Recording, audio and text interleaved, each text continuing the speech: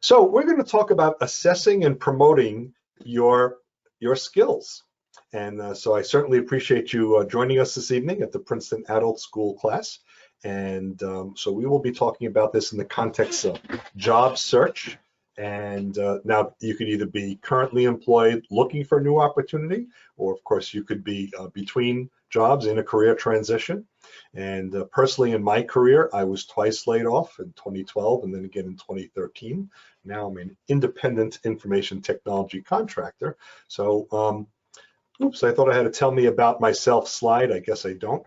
So I'm an IT professional by day, and I have my own business called Princeton Technology Advisors, and I help my small business and nonprofit clients with just about any of their information technology needs, from website development, social media marketing, and some infrastructure issues as well, and help them with IT projects.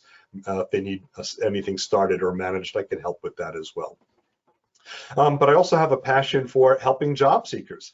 As I said, I did lose my job twice, first in early 2012 and second time late 2013, two company reorganizations. And so I became very active in job seeker support in the community of people who are searching for job seekers. And so I also do lead a group now that's based in Princeton called PSG, or Professional Service Group of Mercer County, as well as I'm active in the leadership of a few other groups. And so that's what's kind of brought me here. The tech side of me, I do like to do tech classes, and then the job seeker support community, I do like to assist people who are in a career transition. And so hopefully you'll get some good value out of this program. And as I started creating this program, or thinking about why I wanted to create a program like this, I really started thinking about what a lot of people call their elevator pitch, or when you ask or ask the question, tell me about yourself. And so this is what I heard. I've heard this, and yours is probably very similar. But I heard this from many, many people, and I really kind of scratched my head and had problems with it. And so what I heard was something along the lines like this: I've got a gazillion years of professional experience with legacy tools, such that I'm absolutely qualified in every skill that your company is moving away from.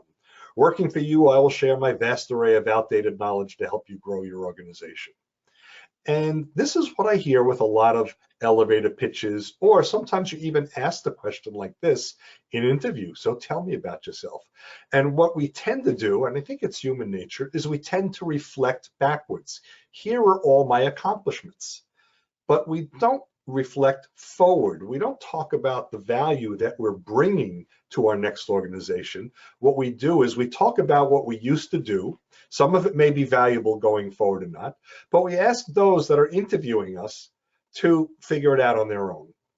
And so I think that tends to be very ineffective. First of all, people that are interviewing and hiring people don't want to spend a lot of time figuring out. They want to see right away that you indeed can provide value and apply your experience right to the problems and situations and challenges that they have in their organizations today. So only talking about yourself in the past and not talking about the values that you have today and how they'll help the hiring manager that you're interviewing with now, only looking at the past can be a big detriment. And so what we want to do is make sure we assess our needs. We ask you to assess yourselves and assess your skills, because these are the things that you're going to talk about today going forward. So as I mentioned, job seekers do tend to look backwards. They don't always discuss the things that their hiring manager needs or the skills that they're going to bring to the next employer. They'll talk about the things that they were successful at and what they got praise for in the past. So we want you to think a little bit differently. We also have a hard time assessing ourselves by looking ourselves in the mirror and being as objective as possible. We have a hard time scrutinizing what we see. It's just human nature. Now, of course, if we put on a tight shirt or our hair is messy, we'd be very attentive to that.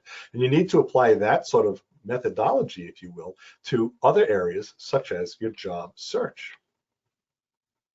Also, if you don't know what you're looking for, if you don't really understand the value that you have, the value you can bring, you can't understand how you're going to stand out from other candidates. And you can't demonstrate to the people that are interviewing you the reason why they really need you. So you really need to understand the values you're bringing and how you can bring it to those hiring managers and companies that you're interviewing with. If you don't promote your skills, you also might undercut your value. If you don't tell the hiring organization all the skills that you have that are really very valuable, you might get a little bit lower salary, or you might get a position that's less gratifying. So you need to be aware of that. You want to try and be in the optimal position for you, get paid your worth, and hopefully be very satisfied in the job that you're going to be moving yourself into. So one thing I talk about is don't only follow your passion. And we've certainly heard the saying, find a job you enjoy doing and you'll never work a day in your life. And that's quoted by Mark Twain, the author and spokesman. So, a lot of us think, yeah, I just have to find that job that I really will love doing. And there's nothing wrong with that. And I'm not saying don't pursue that. I'm saying that shouldn't be the only thing that you pursue. If you're looking to find a career that really matters, something where you can really flourish, don't just think about the things that come naturally to you and that you love the best. Now, if you can make a career out of things you love and come naturally, great. But look beyond that. Also consider activities that you return to time and time again because you're good at it. Or even though you don't love it, you like doing it. So be open-minded to different types of careers that require different types of skills, not only the things that are something that you truly love. Maybe things that really challenge you. Maybe types of positions and jobs and functions that really frustrate you, but you thrive in solving the challenges in the position. And so be open-minded to things like that. You'll certainly won't be bored. You'll always be learning something new because of the challenges that are in front of you. And you'll also be feeling much more fulfilled professionally. So be open to things that challenge you in addition to the things that you love most. So one place to start, reflect on your job description. So you want to look at the current job description or your most recent job description. And if you have one, great. Maybe it was given to you at your former employer. If not, begin to put one together and start seeing the things that you're good at, the tasks that you worked on, the accomplishments that you've had, the qualifications that you have, the requirements of the position. Begin to understand what the typical job is that you've been doing has. Now, as you're looking for other positions, you may want to look at other job descriptions as well. But you can do that only once you begin to understand what your skills and your values are that you're able to bring. You'll want to start identifying your hard skills. And those are the easiest because those are directly tied to your work experience. Hard skills are kind of the technical skills. I don't mean programming kind of thing, but the hard requirements that are really part of any job that you work on. So you want to begin to identify those within a job description. Also think about degrees you may have completed, certifications that you've earned along the way, or organizations that you belong to that are industry associations. So think about those in the context of the job. And then start writing them down. You want to write down your hard skills or the very strong job-related skills. And we recommend, and I recommend, using them when you list them in a format called a SAR. And this acronym there's a couple of versions of the acronym. SAR, that's the one I happen to like, called Situation, Action, Result. You might have heard it as CAR, Challenge, Action, Result. STAR, Situation, Task, Action, Result. These are 3 or 4, depending on how many letters in the acronym, that you have to use to kind of make a story. And we're going to talk about SARs in a moment, and I'll even give you an example of how to translate a bullet point into a SAR. And so instead of telling your manager that you're proficient at a task or that you have a hard skill that you're very knowledgeable with, discuss how you've mastered it. Give an example of your expertise. Give an example of your proficiency. And that's what the SAR, CAR, PARS, STARS format allows you or encourages you to do.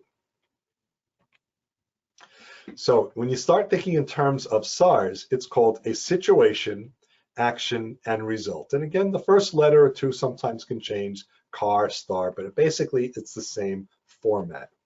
So it's a technique that you use to really express all the relevant information about any task that you're using in your job. And it also shows the resulting accomplishment.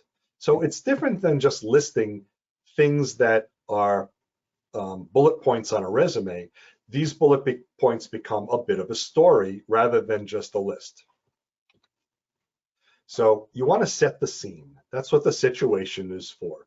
Setting the scene, setting up what is happening, what is the reason why you've taken a certain action and a result. The action section explains what you did. So based on the scene or the situation, what were the steps that you used to accomplish it? And then the end result. How was it successful?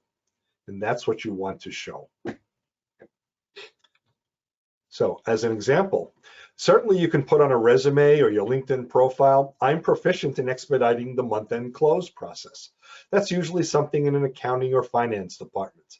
Most companies close out their books, all their income and expenses at the end of the year, at the end of the month, and then move on to the next month. And then they can do their month-end reporting and of course quarterly and year-end reporting. I am proficient in expediting the month-end close process. You know, it's the truth.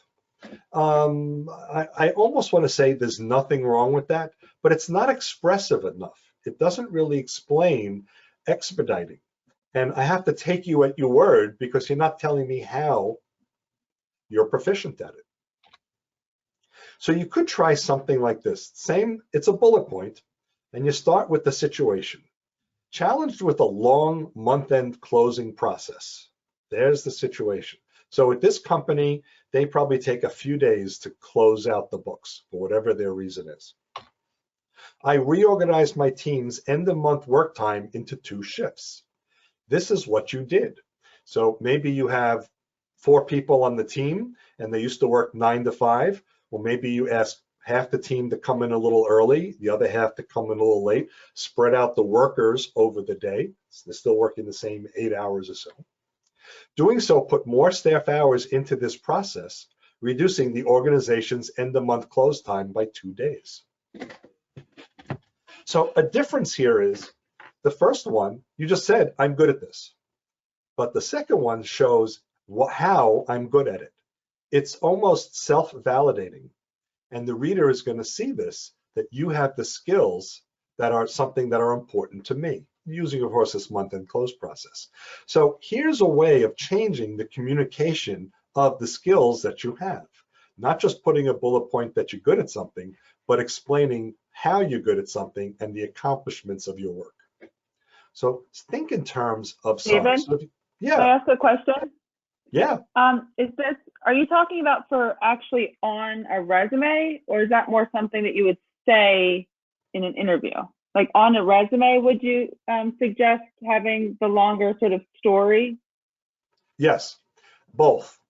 So what you need to do is you need to, and we're not talking really about resume organization and best practices, although we can talk about that if you have specific questions. On the resume, you need to keep them reading. It doesn't matter if your resume is 1, 2, 3, 4 pages, you need to keep them reading. And so once they get past the first third of the page, which is your overview of yourself, they're going to start reading the resume, and the same on your LinkedIn profile, by the way, about the things that you do in your current or most recent job or in your job history. So yes, I would absolutely put something like this in a resume. Now, when you're asked the question, yes, same thing, tell a story. Don't ramble, of course, during the interview process, but if someone will say, are you good at the month-end process? Yes, I'm proficient. Fine, that's good, but really explain what you've done. What you're really beginning to show, I've reorganized my team, we put more staff hours. These are not your hard skills, these are your soft skills the way you do your work much more powerful. Thank you. Yeah. Any other questions so far? Okay, now don't worry, I won't pick on you or throw an eraser or anything like that, but as you have a question, certainly feel free. Oh, there's our intermission. So just as I said, anyone have a question? So I put this here just at the very least, we make sure we have a stop point where we can ask some questions. Anything else come to mind or any situations that you have either in your job search or at work? Well, so I think I mentioned this before. One of the primary duties of my job is actually going through interviews. And I actually, over the summer, I think I interviewed over 200 candidates. And, most of them are hired, for entry-level positions, things like that. But, I've kind of gotten into almost like a second sense, like, okay, this person's good versus maybe pass on this person. And I don't know, it's just different being on both sides of it at the same time. So yeah, when I was in corporate, I was also a hiring manager. I hired IT people, and I remember the last job that I had, I was hiring basically an operations person in computer. He had to manage the software and the hardware of a particular application. I had already been through my first bout of unemployment. It was 10 months being unemployed. So I was very sensitive to being on his side of the table, in addition to the requirements I had of hiring him. And so what I found a little bit challenging was, I really wish I could have, it was inappropriate to say, oh, stop right there. I think you should rephrase your answer. It was really kind of funny. And I couldn't do that with my hiring manager hat on. Sometimes I could ask, well, can you expand on that or tell me a little more, that kind of thing. So I'm wondering, it's Daniel, right? Are you experiencing any of that kind of thing? Gee, if this person could interview better, I might want to talk with them longer. So I kind of have like two ways I go about it. I have my professional side, but I also try to, again, being in human resources, I try to what I call humanize it a little bit. So this way they feel a little bit comfortable because it's all over the phone. It's not Okay, sure. like how it used to be where I was in the office 40 to 60 hours a week and, people would come in and out. Now it's just like I get all their information and then I send them a text to let them know I'll be calling in 10 minutes. Right. And then so I can just streamline through them. But, it actually has made the process a lot easier, especially for the business that I'm in. But like I said, you kind of develop a second sense for, how people respond to you and how people are interacting to you, not only on the phone, but actually in person as well. Sure. So. Well, certainly as you get to do more interviewing, and certainly if you're in a recruiting part of HR, you have that opportunity, you will get a little bit better at it. And you will have, which it sounds like you either have or at least developing, a bit of an intuition where you could probably tell very early on in the interview that this candidate is or is not a fit. And so I think that will ultimately make you more productive. And so hopefully that serves you well.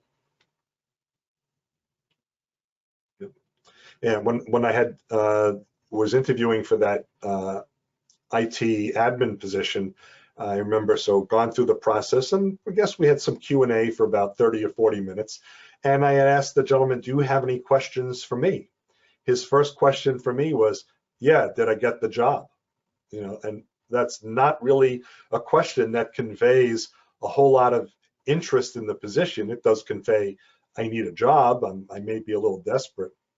And, I had my hiring manager hat on, but I really wanted to say something like, and I had, my answer was, well, this is a process. We're interviewing a number of people. It'll be a few more weeks. HR will be in touch with you. And that was the answer along the lines that I gave the gentleman. I really wanted to just say, no, dumb question. but I could not put my job seeker support hat on in that situation.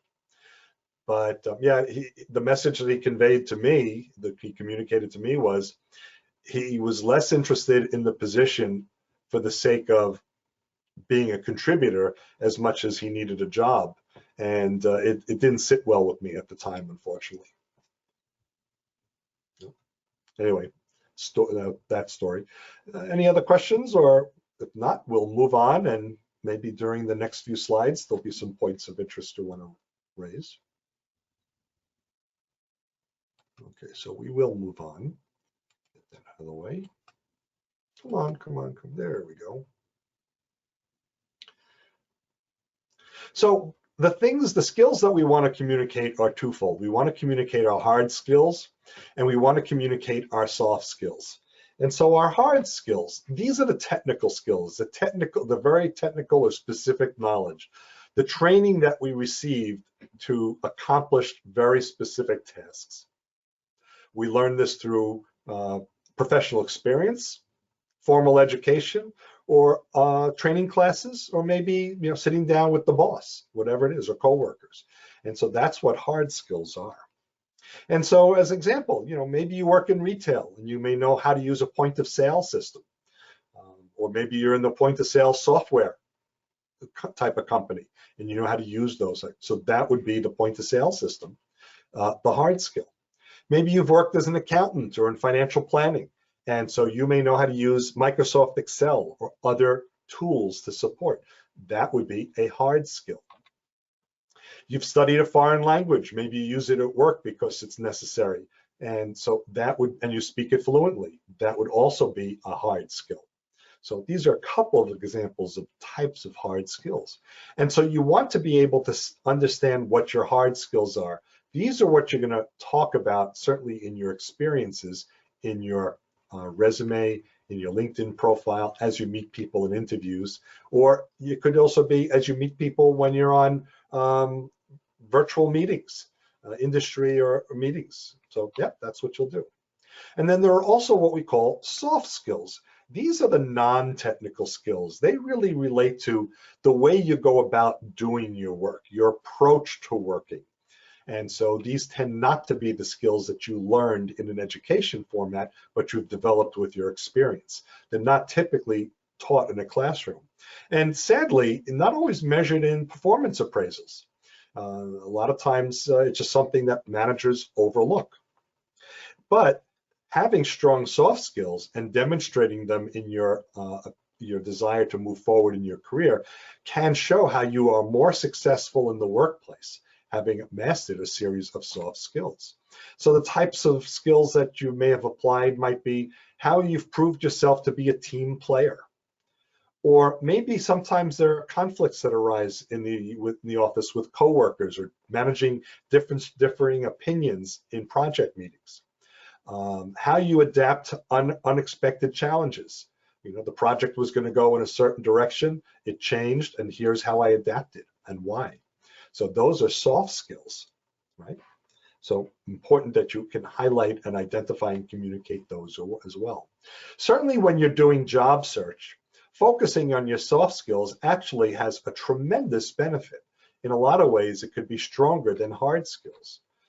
So we actually suggest look beyond your hard skills very often, because a lot of times they may become outdated. If you've worked for a company for a few years and you've used the tools that they've provided you, and then that's fine.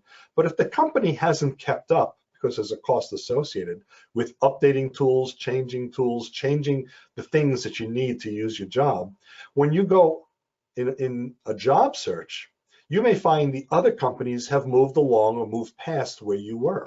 So your hard skills in the old company may be a bit outdated. So examples of some other types of soft skills might be teamwork. How well do you work in a team environment? A lot of companies do like this because typically hiring managers have a few people that work for them. Or teamwork could also be work is fed to you from one department, you work on it, and then the result goes to another department. So teamwork becomes very important. Your presentation and communication skills. Can you talk about what you're doing and working on?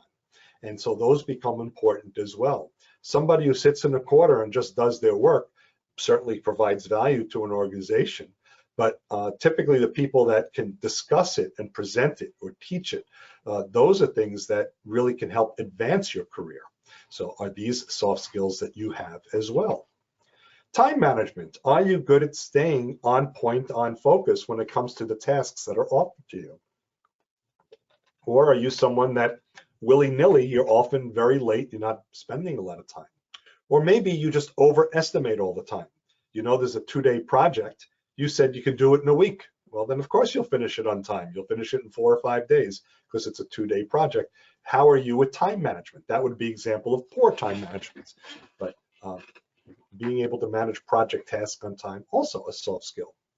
Data analysis, more and more as companies keep and analyze data. Is that important? How you're looking past the visuals of the data and it being able to see what the data is actually comprised of, what it explains in the business, how it helps you and the organization to move forward. Is this something that you're able to do? The hard skill might be the tools that you're using, if it's programs or whatnot, to actually crunch the numbers, but being able to visualize and perceive the data, that's a soft skill.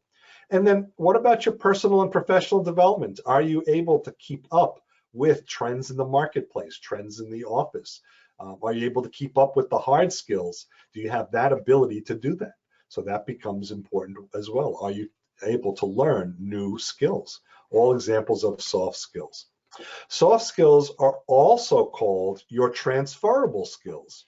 These are skills that are even more easy to transfer from one company to another when you're job hunting, as compared to hard skills, and especially the case when hard skills become outdated.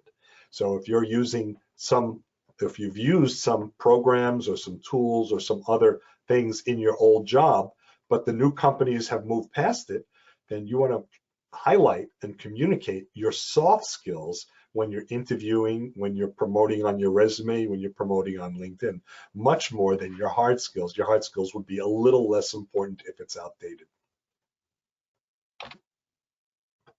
We'll talk a little more about transferable skills. So these are skills, of course, that can be transferred from one job to another. And when you've understood that these are important, they can be very powerful. They're also called portable skills because they're easily portable from one company, one career, one role to another. So they're very valuable to you, especially when you start applying for positions, well, any new job, absolutely. But maybe you're considering changing industries. So an example, there are industries that typically hire individuals because they came from within the industry. Pharmaceutical is like that, medical devices and so forth. A lot of the reason why is those are also heavily regulated industries. What if you were trying to get into pharmaceutical and your background was financial services? How do you relate that? Well, some of the hard skills don't, but you could say, you know, in financial services, that's a very heavy regulated environment. And so I needed to keep my data very secure. I needed to keep information very close to the vest. So you could talk about that as a soft skill that's transferable, using that as an example. Also, sometimes you want to change roles. You want to change position. You've been doing your job for a while. You don't see a lot of growth value in the organization. You're looking for the next step, the next career step. And so you're going to talk about some of the soft skills, because maybe some of the hard skills, if you're going from a clerk level to a manager, you may not have had a lot of the very hard skill or actual hands-on work as a manager, but you can talk about your people skills and how you communicate with others and handle challenging problems. And that will be a good way to relate moving up and justifying moving up into another position.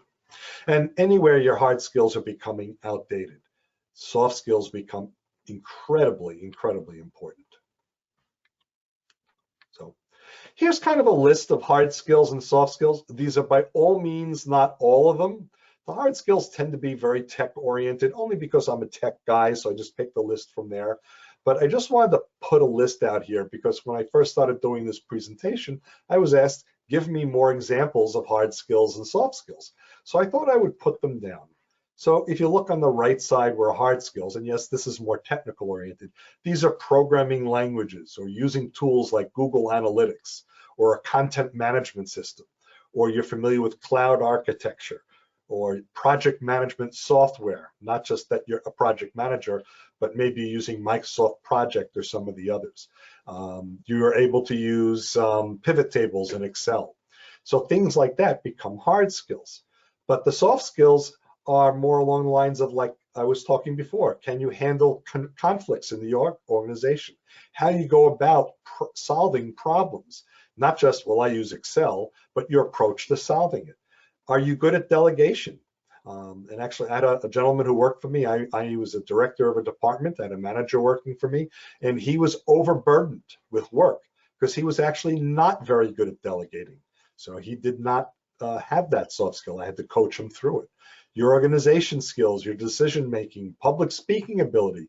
Some people are comfortable speaking in public, other people are not. So why is that important in the corporate marketplace?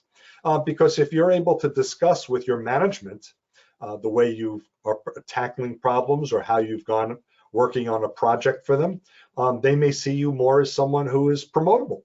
But if you're not comfortable public speaking, getting that information out, they may not see that as well. So these are kinds of differences between some soft skills and some hard skills. Oh, look at that, another break. And by the way, yes, if you want, you can go get a sandwich or visit the restroom or a cup of coffee, any of these things that are there. That's what intermissions are for. I don't know, you all look a bit younger than me, so I'm wondering if you've even been in a movie theater that had an intermission. But that's kind of what I thought of. Shows, like Broadway shows have intermissions, right? Any questions or any thoughts, maybe starting to relate it to either your own job search or your own career? Yeah, I have a question, David. So this is kind of going back to the last question that Jen asked a little while ago, actually. But so in terms of transferable skills, like I'm trying to frame this in the right way, but essentially, like, I know it's very common for a lot of resumes to have like just a skills section at the bottom underneath your work and experience and whatnot. What is your take on just kind of, you know, with the ones that you listed, with the ones that like we have in our own lives, like just listing transferable skills and just like a mix of those plus our hard skills? Or do you think there are better ways to almost like bullet point like specific soft skills as if they were like their own job entries? Does that make sense? So I'm not a resume coach, so I don't have that perspective, just, you know, to put it out there. Although, you know, I have seen lots of resumes and I do work with job seekers. So the skills section that you kind of see, whether it's at the top or the bottom of the resume, those typically are hard skills, at least when you start out. They want to know, you know, can you use a document management system? Can you use a human resource information management system? Do you know Excel, Word, the Office suite? Those sorts of things. Those sorts of things you don't really have to explain. Soft skills come out a bit more when you start writing the SARS, because now that you've put each of your companies in reverse chronological order, to each of them you might put 2 or 3 or 4 bullet points. Now, what you put in the bullet points is dependent on the job description. So you don't have one resume that you send to everybody. What you do, you could have one master resume and it could be 4, 5, 6 pages, who cares, with every bullet point spelled out, but and for every accomplishment that you have, every main task that you've done. Read the job description. The job description will tell you about that specific job at that company for that hiring manager, the things that are important, assuming the person wrote it themselves and did so properly. And so you take, if you want, you take that master resume, you might take 2 or 3 of the bullet points out, and now you create a separate document, and you're creating a targeted resume with the SARS, you know, the way you've managed to reduce the month-end close time by 2 days. Not just that you accomplished it, I'm efficient at closing the month end, but how you've done it effectively. So That's kind of a long answer to your short question, but I would take that approach. The soft skills go into the SARS. If there are any soft skills that are very important, you know, public speaking or communication, you can certainly put them as just the next bullet point right next to the Microsoft Excel. You don't have to explain anything there. So you can put some of the very relevant soft skills up there as just a skill section. But in terms of talking about them, I would do that within the position description. That makes sense. Thank you. Now, and as an alternative, what you could do is what's called a hybrid resume. So it has a chronological section, but above the chronological section, you might have 2 or 3 key bullet points. So it's above the experience area, and you're just telling them, here's how I've closed the month-end process by, you know, adding, adjusting the staff hours. You could try and get their attention right up front, but you won't put all of them there. You might put the 1 or 2 key ones, especially if it's driven by what you're reading on the job description. So, yep. Anything else? I think Daniel, as I was also talking, did you have a question or a comment also? Yeah, one of the things I've been seeing lately was particularly with the soft skills, people sometimes, you know, do like, they have the main bullet point and then they kind of do a subcategory and then they do like the what was it, how you refer to it, the SARS underneath it, just like a small blurb as to, you know, how it affects that specific bullet point. So. Yeah, that's certainly another way to do it, you know, outline format. I think that's someone that does not have effective writing as a skill because they're not telling the story. They're asking the person reading the resume to kind of extract from it what's being accomplished. I think it's a little bit easier for people to kind of read those 2 or 3 sentences as a story, as a SAR. I believe that's much more effective. But if that's hard to do and you want to start with an outline, maybe create the outline, and that will help you visualize how to complete it as a SAR, because now you'll have the bullet points for the individual pieces that you have to put together with all the other little small words like the adjectives and the ands and the ors and the other things like that. But I would still express it in a SAR. That's my recommendation. Okay. Anything else on your mind? Any other questions, thoughts, concerns? Hey, David. Yeah, this is Tim. I have a kind of a follow-up question. Sure. You know, just adding on to what Josh and Daniel were saying. So, as far as the hard skills that we're putting on the resume, and again, sorry, I know you said you're not a resume coach, but you know, for the hard skills, should we only include those if we know that we're definitely going to need those in the job that we're applying for? You know, so for example, like say, you know, Excel is one of the hard skills. Should we only include that on the resume if we know we'll have to use Excel in that particular job that we're applying for? At the very least, you have to make sure that appears on the resume. Hiring managers, and I was this way when I was reading resumes, you know, we get lots of resumes in, and even if it's not the hiring manager, HR is screening them.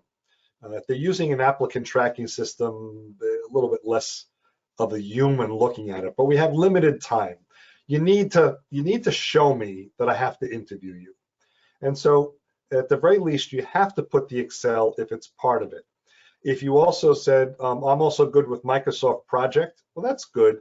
If you're not a project manager, or if you're not using if this isn't a project manager position, it doesn't apply. There's nothing lost by keeping it off, or at the very least, just put it at the end and never discuss it again. You may have an intuition that there may be a project manager position.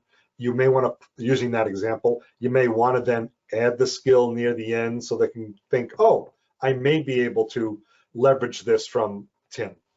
But you got to make sure that the skills that are very relevant to the position are there. You got to make it easy for the hiring manager to make the decision to call you in for an interview. So I can talk as a former hiring manager. When it comes to interviewing, most hiring managers and resume reading, we were never taught how to interview.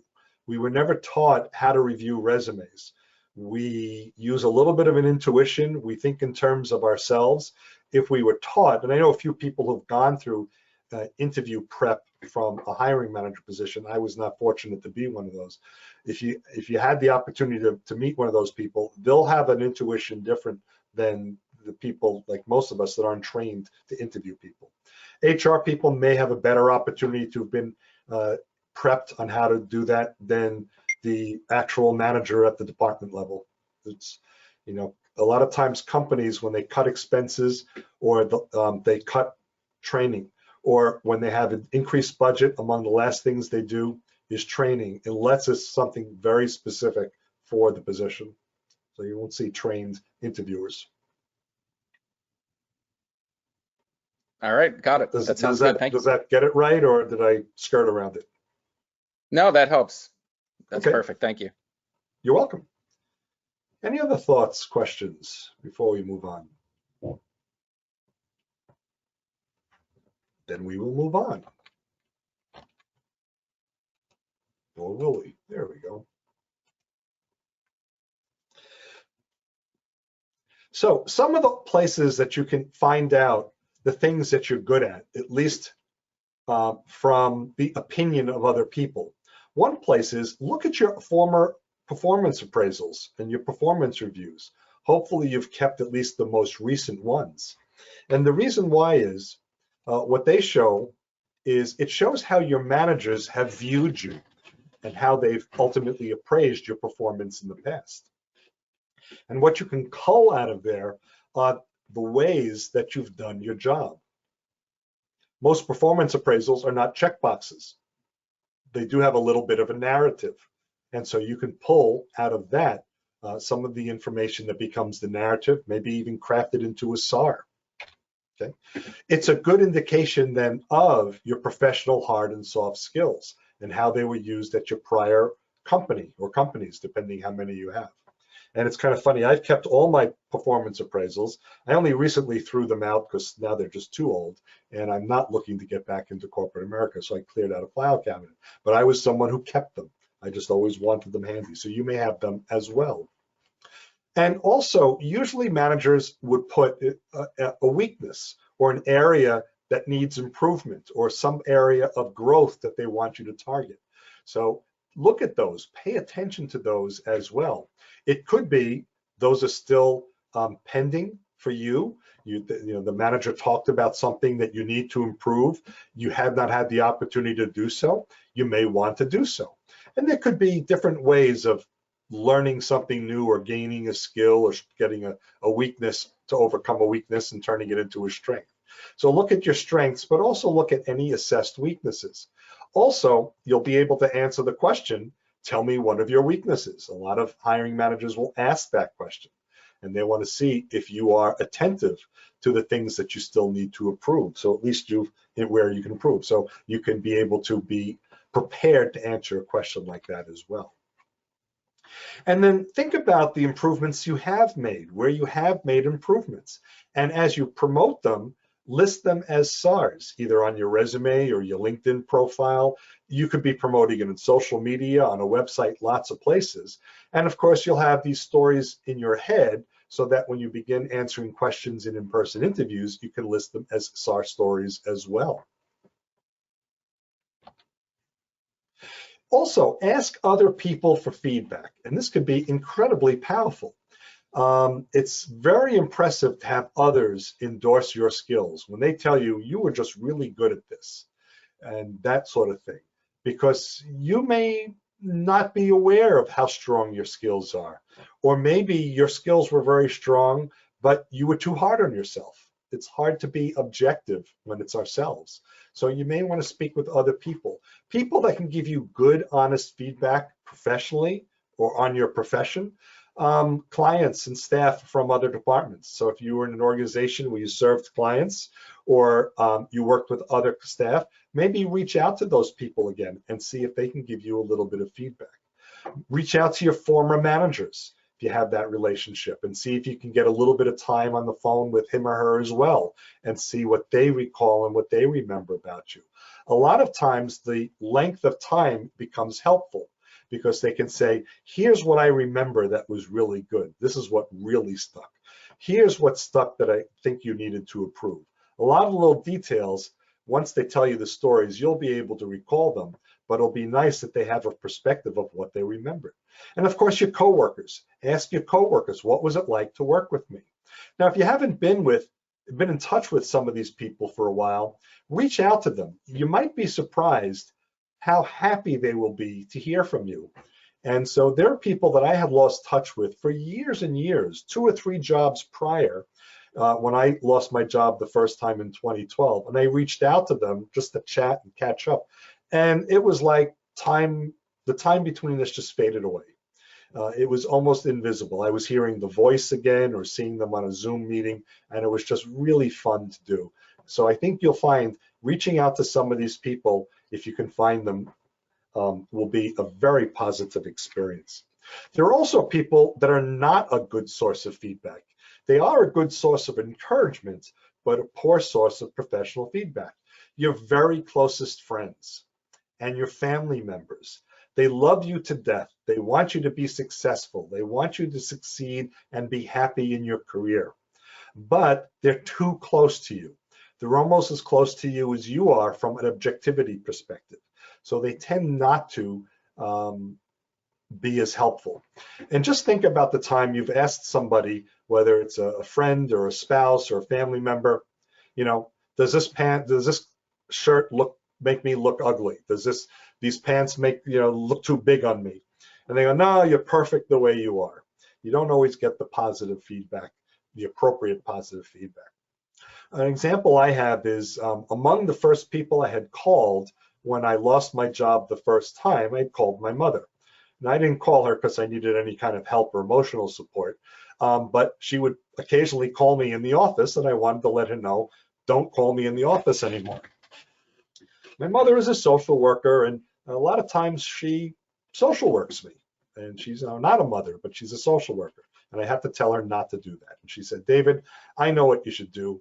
You should start looking for a job as an air traffic controller. Now, I was an IT manager for 15 years, programmers and infrastructure people. And I said, no, I'm not going to do that. She said, wait a minute. You love traveling. You have your list of places you want to go. You should be at an airport and watch people come and go. I think you would love that. And I said, no, I absolutely don't want to start the most stressful job in the planet when I'm in my 50s.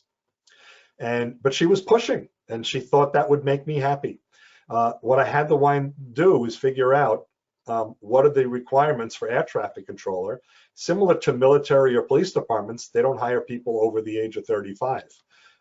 So I was able to quiet her right down with that.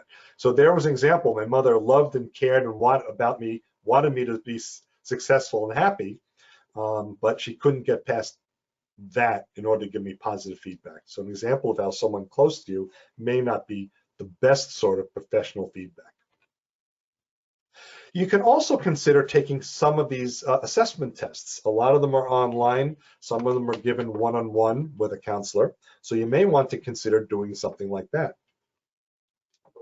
A lot of employers are asking candidates to take assessment tests because they feel it becomes an objective way to understand skill level that you may have. And there are many different types that are out there. You can argue, does it work or not? Should companies use them or not? A separate discussion than this, but they're using them. And if they're using them, why not you be on the same playing field? You may want to consider doing that also. Some of the behavioral assessments, they try to use and predict behaviors in response to situations. Caliper Profile is one that does that. Myers-Briggs does that to an extent. Myers-Briggs will also try to tell you based on behaviors what type of job you should be looking for, so or what you might be good at. So these may be a couple. There are also skills assessments as well. So they really help you gauge a lot of your hard skills. There's one called Clifton Strengths Assessment. Used to be called Strength Finders. Maybe you've heard of that name. And so they may be something you want to look at.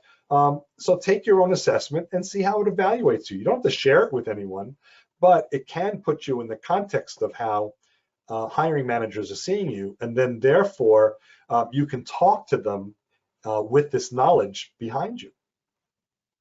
And I'm wondering, Daniel, being in HR, do you use any assessments for your candidates?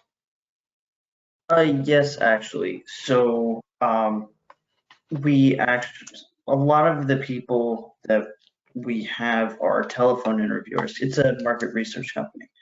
Okay. So they have to be able to, read a script. So they actually, since we started going remote and expanding that way, we have a recording of a script that they read, and we actually, or I should say, listen to the actual recording, as well as a list of about 20 to 25 large 3-syllable words, as well as a email assessment where they actually have to, or read an email address, they have to type it out, as well as a number of phrases and things like that. And so as someone on the hiring side of the table, what does this help you do? So number one, pitch, tone, inflection, how they're reading, how I look at it is how it would come across if I was getting someone cold calling me and how they would present themselves over the phone. That's the number one thing. The number two is how are they good at following instructions. So and those are the two big areas, because a lot of the work we do is that they have to be able to have good auditory skills and good communication skills, but also remain non-biased at the same time. Otherwise, it can skew the data. And there is also being able to follow strict directions on some of the projects that are very intricate as well. Okay, good. So for you, it does help in the candidate review process. Mm-hmm. Yeah. So what I'm suggesting, if you take your own, you'll have a bit of an insight ahead of you possibly being in a situation where your skills are being assessed through some sort of testing mechanism as part of your hiring process. Gotcha. Also, check out job postings. Now you're saying, well, of course, we are some job hunting. Not just for that. So now that you've got a comprehensive list of skills, soft skills and hard skills, you get to start to put them in action and see how they're used in action in job postings or against the job postings. You want to find from specific organizations, you may have a targeted company list, and you'll want to look at the postings for those roles of interest and those industries of interest. They will start to stimulate you for what are possibilities I may have for pursuing roles within the organization. You'll be able to more objectively compare postings as compared to this list of skills that you have. And they'll also give you a good indication of the ones that you should highlight on your resume and your public profiles as you get ready to apply for the job. Remember, I talked about creating that targeted resume. Read the job posting. Don't just send a standard resume. Send a resume that's customized for the bullet points in the job it's posting itself. Also, revisit your resume, revisit your public profiles. And when I mean revisit your resume, a lot of times what we do is we do put our resume out on job boards, LinkedIn, and other places. And so we want to make sure that they're written well and our public profiles are written well. You want to see, do they include the sites that could be LinkedIn, the job boards, your own website. I'm a big fan of that you should have a website. You should promote yourself on social media. You should be easily found talking about what you do professionally. And you want to update the content, the resume, your profiles and such, based on either your career assessment or your self-assessment, so that it could be more reflective of really what you're trying to sell yourself into and the roles you're trying to look for and attain. You'll, of course, want to highlight the skills that are most pertinent to the jobs that you seek. You'll have to make those updates. the internal and external recruiters can find you and contact you because they're searching for what they need. And now your profile can better match potentially what they're looking for. It's kind of your own search engine optimization in the job search world. So recruiters work quickly. They put in search terms, they want to get candidates, and then they want to contact them and move forward. So you want to be found as easily and quickly as possible. So you want to make sure that you revisit and that you update your public profiles and your resume, especially the resume you're posting online. So as we wrap up, so if you don't know what to look for, you can't find what you do and how to stand out from other candidates. You need to put yourself at a much stronger competitive advantage. You want to identify the skills that you will bring to the employers, and those are hard skills and soft skills, and you'll want to list them, as well as in the context of your professional experience. So you'll want to make sure that you can recall all of them, take the time needed, and then list them in the context of your professional experience. Then also reach out to other people. Ask them what they recall about you. The current or most recent employer, as well as employers you've had in the past. And then update your profiles, update your resume, and use it to demonstrate the value that you have today going forward. And these are techniques that you can help use to improve the way you communicate your skills to those searching for somebody just like you. Oops. So at the end of the program, if you'd like to download the slide deck, it's actually on my resume, on my website right now. And so this is my website. Take a screenshot or a picture or whatever. I'll leave it up here for a moment. PrincetonTechAdvisors.com. And then there's the workspace workshops tab on the top. And then at the bottom, recently offered programs. So this is the workshops page, and click on recently offered programs. It's a list of the programs I've done so far this year. And this presentation is right at the top, and you can click on the link and get the PDF version of this slide deck. Now, probably by tomorrow, I'll have the video, and I will put the video as a link on the same page, and you can play the video from there. You'll see other links on that recently offered profiles page as well, and you can see how they're placed. So yeah, take a look, PrincetonTechAdvisors.com, and then go to the workshops tab. This is the page, and then click on recently offered programs. And so any other questions or thoughts or discussions at this point? And here's my contact information, so you're welcome to have this as well. And this is also in the download slide deck. So any other thoughts or concerns or questions that you may have at this time?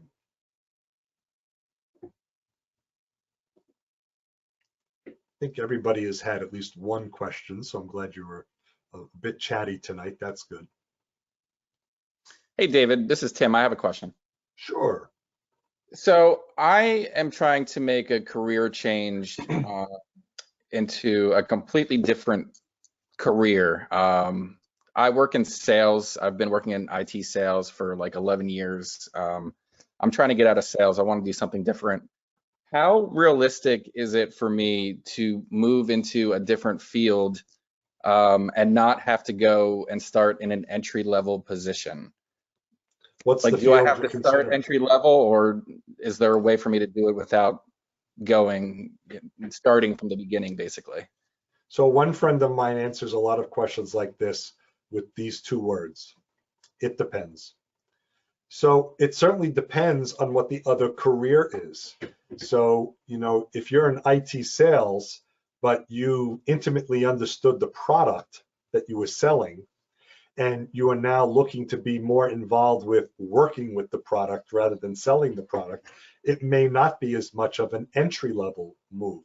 It may not be, the most senior position, but you clearly have experience with the product, just not hands-on using it as much as selling it, understanding the value, how it can best leverage it within an organization. And that might be the case. But if you said, well, I'm an IT sales, but I want to become a programmer in a language I've never used before, then you may wind up having to spend time learning the programming language and starting in a more junior level position. But to answer you more specifically, so from IT sales, what is the career that you would like to enter into? Yeah, I'm not exactly sure. That's still what I'm trying to figure out. And, I think a lot of the information that you provided today is going to help me with that as far as looking at my skills and everything. But, I was a marketing and media and communications double major in school, so probably something within those areas. But I just find that a lot of the positions that I look at, when I look at the requirements, they say that they need, several years of experience in that field. And that's what makes it difficult for me when I'm trying to figure out what to actually apply to, Sure. Well, if you need help figuring out what it is you want to do, and it's not something that I do, I don't do that kind of coaching or counseling. I actually would not recommend that you speak to a career coach. You might want to speak with someone called a life coach. Now, they're not a therapist. You're not going to lie on a couch and have to explain why you hate your father and love your mother, anything like that. But really what they do is they help you evaluate things that are important in your life right now. And so that could be, if you want to talk to a coach, someone who can help you. You could look at some of the assessments like Myers-Briggs that'll kind of tell you what you're good at based on the way you answer some of the personality questions. But the further you're transitioning away from IT and sales, the more you're going to leverage and lean on the soft skills. As a salesperson, I would think you relate well to people. You would not have been doing it for 11 years if you couldn't relate well to people. Understanding the way to implement technology may be a skill that becomes very relevant, even if you haven't implemented a very specific tool or technology or based on the role you're moving into. Maybe based on your education background, you might want to consider something like digital marketing, digital content writing, and those sorts of things. You can hook up with a web department and help them with search engine optimization, because part of search engine optimization is identifying the keywords that are relevant to the website's business and re-expressing those in the content, as well as the web person has to put it into the back end as well. So maybe something like that. Learn some of the tools like Google Ads, Google Analytics and such. So I mean, I'm really just kind of rattling stuff off based on the little bit that I've heard from you, but you might start, looking in directions like that as well. Great. Okay. Yeah, that's really helpful. Thank you, David. So do you have, so one thing I said early on, don't focus just on the things that you love, but I'll ask you, based on what you had done as a salesperson, and maybe you more of a love perspective enjoyed what you did and studied, what are you thinking about? What might you want to pursue first or next? Yeah, I'm not sure exactly. Right now, I would just say, somewhere in the marketing field, I would love to get a position in entertainment if possible. I've done internships with companies for movie marketing and music marketing in the past, which I really enjoyed. So something along those lines is what I've been looking for. A lot of times when companies hire consultants or contractors, they're looking for specialists and not generalists. So if you were considering marketing, you might want to focus primarily on the entertainment industry. And I know that's a wide field, and target it from that perspective and not just try and market to anybody or for anybody. You might want to be more of a niche specialist. And that may make you valuable as well. Okay, great. Yeah, that sounds good. Okay, I appreciate that discussion. Whatever you do, don't become an air traffic controller. If you do, you got to talk to my mother. I'll keep that in mind. Any other questions or thoughts or discussions, curiosities?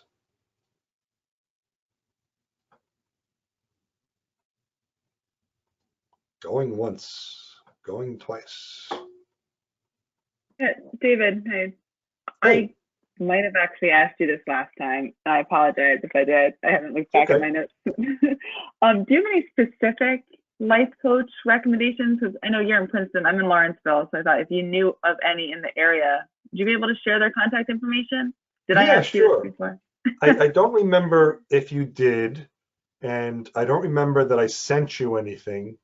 Yeah, there are a couple of people. There's a woman in Montgomery, which is the other side of Princeton. Well, it might be the right side of Princeton, but her name is Beth Fitzgerald, and her website is Fitzgerald Life Coaching. Fitzgerald Life Coach? I think it's coaching. Coaching, okay. Yeah, I can Google her. Okay, thank you. So that's one. Another in Hamilton is, we're gonna check this out real fast. There it is, Fitzgerald Life Coaching. So that's Beth Fitzgerald. Yep. Real nice lady. And you know, when you get on her website, you can sign up for her daily blog posts. I can't believe she posts 5 times a week. Okay. You know, don't worry about buying a session or anything. You know, you can do that later. So that's one. Another, a woman who lives in who works in Hamilton is Natasha Sherman. And that's Natasha. And why don't I see her website?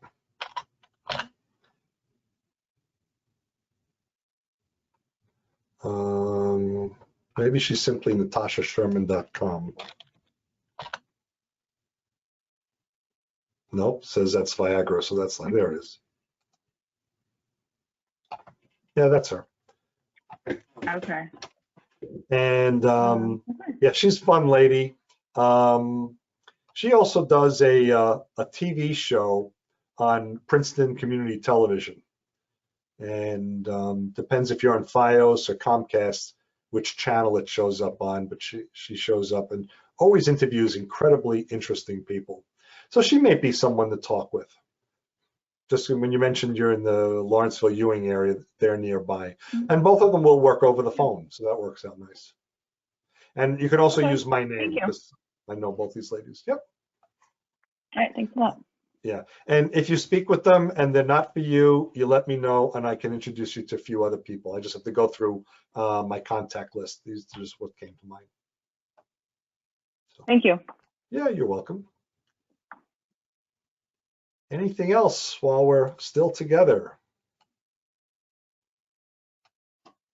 Before we all go out for drinks.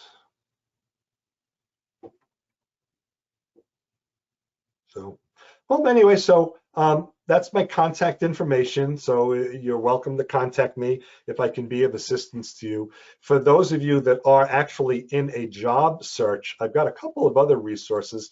For those of you who were in the last program that I did, you may have seen this. This is called PSG of Mercer County. There are a lot of these job seeker support groups in New Jersey. Oddly, none of them are south of 295. I don't know why. They're all 295 and north. So this is one based in Princeton. It's a group that I lead. We do meet each Friday morning at 10 o'clock. Meetings are always free. You don't register in advance. You just show up. You click on the event calendar. And what we're having this week is a career coach, Linda Tragano, to talk about career predictions for 2021 and how they affect your job search. So you don't need to register in advance. Just before 10 o'clock in the morning, click on the link. It's the same GoToMeeting that we used this evening, different address, but it's the same tool. And Linda will be giving a presentation. And so we do have presentations each week. And you can look, we're booked into July, so we got a lot. Glenn Posh, how to stay motivated even when you don't feel like it. You know, so job hunt can get old and boring after a while. Lynn Williams is going to talk about using LinkedIn, but she's done a gobs and gobs worth of research on how the tool works. So that's on April 9th. So she'll explain how to use LinkedIn based on the way the tool works. Gary Landy is going to talk about utilizing cover letters and thank you letters. So go through this at your leisure. There are topics each week. This may be of interest. And there are just a lot of resources in this one. Another website to visit, if you're interested as a job seeker, is called landingexpert.com. Oops, too many dots. This is a career coach named Alex Freund. Assuming I spell it, landing, oops, got to spell it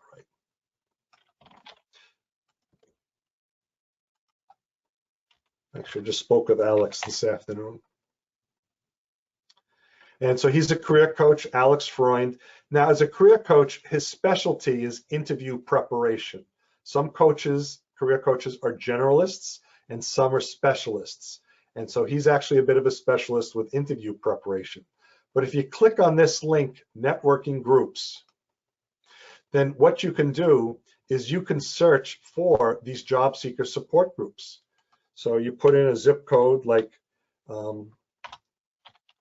Princeton, and you're willing to travel, well, you can travel infinite miles virtually, but 40 miles, and click find, and it will provide a list of these job seeker support groups on a map.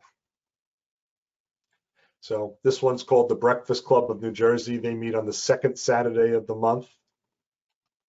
There's one called Career Support Group. They meet on the third Saturday morning of the month. And then you can visit their websites and see if the topic is of interest. So you could get a lot of, most of these are free, almost all of them. You get a lot of free information. But you're certainly very welcome this Friday at PSG of Mercer County.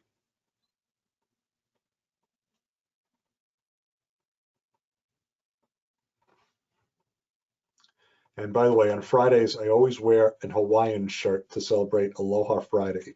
So if you want to see which color Hawaiian shirt, you have to come Friday mornings by 10 o'clock. So some more resources.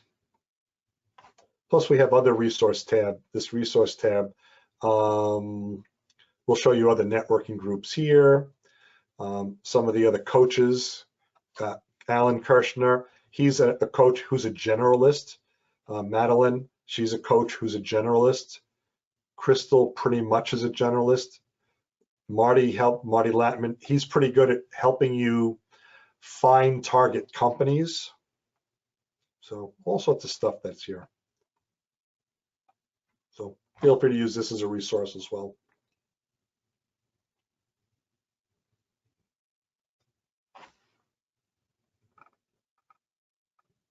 Thank you, David.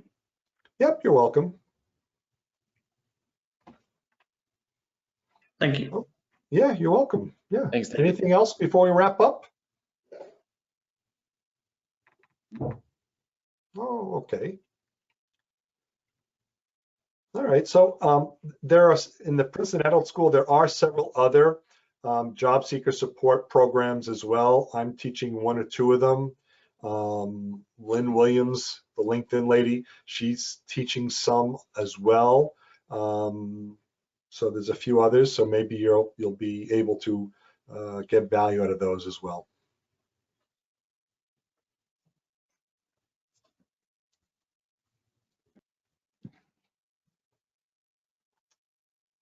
This is actually pretty interesting, Mr. Simon. It's kind of this computer that asks you interview questions. You can have practice interviews. So, and his eyeballs go around. Kind of cute.